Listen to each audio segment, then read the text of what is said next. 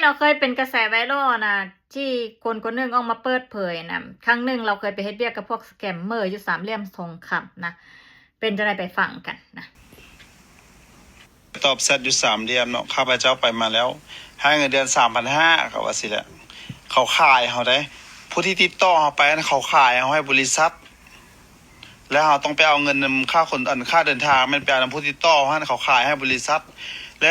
3,500นะเขาหักไว้1,000เหลือ2,500ซ่อลูกค้าบ่ได้หักไว้1,000เหลือ1,500ไปการซ่านาทีนึงหักไว้200นอนดึกลิ้นโทรศัพท์หักไปได้ละ200เหงานอนหักไปได้ละ200บางคนบ่มีเงินติดตัวกลับมาบ่ได้อันนี้ฝากถึงรัฐบาลเด้ออันนี้เด้อเข้าไปมาแล้วไปถามก็ได้บ่เชื่อให้นักซื้อแฝงโตเข้าไปว่าไปเป็นตอบแซดแล้วไปเบิ่งตัวจริงก็ได้มีเป็นพันบริษัทอยู่หั่นน่ะมันเอาเปรียบหมดแบบค้ามนุษย์ง่ายๆคือคนจีนตัวคนจีนก็ถึกจับไปละ400เนาะส่งข้ามไปจีนเนาะบัดนี้คนเวียดตัวคนเวียดคนลาวตัวคนไทยตัวคนไทยมีแต่เราต้มตุนอย่าไปเชื่อคือว่าเปิดนางงามอันปีท่องเที่ยวลาวอยู่อัน3 เหลี่ยมทองคำมี4ประเทศอเมริกา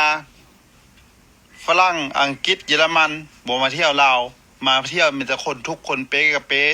เงินใช้เงินจ่ายบ่พอเท่าใดอันซื่อๆนักธุรกิจรวยๆเขาบ่มาแล้วเขาบ่ให้มาแล้วเงินหยวนตัวอย่างเงินจีน100หยวนก็มีแต่ถึง300,000ปลายคันได้$100ถึง2 ล้านปลายสิเอาเงินดอลลาร์หรือสิเอาเงินหยวนให้ฟังให้รัฐบาลคิดหน่อยนี่เนาะและพวกนี้ก็บ่ได้มีแต่อยู่สามเหลี่ยมทองคำเนาะมีอยู่ทั่วนะนครหลวงเวียงจันทร์และก็ลามไปพุ่นละทางภาคใต้แน่คำม่วนทักแขกแน่นะเกินนี่อย่าว่าแต่ว่าจีนเทาเด้อเดี๋ยวนี้นะมีฮอตลาวเทานะพวกที่เคยเป็นสแกมเมอร์อยู่สามเหลี่ยมทองคำเมื่อก่อนนะเดี๋ยวนี้มาปิกก้าขาแข่งมาตั้งเองได้บริษัทเองนะตอบเซตเองเฮ็ดเองนะแข่งกับจีนเทาอยู่ในประเทศลาวหั่นล่ะนะแต่ว่าเรื่องพวกนี้นะเจ้าหน้าที่ทางฝั่งลาวหันอาจจะบ่ฮู้บ่เห็นหรอกนะเพราะว่าได้กินน้ำกันนะ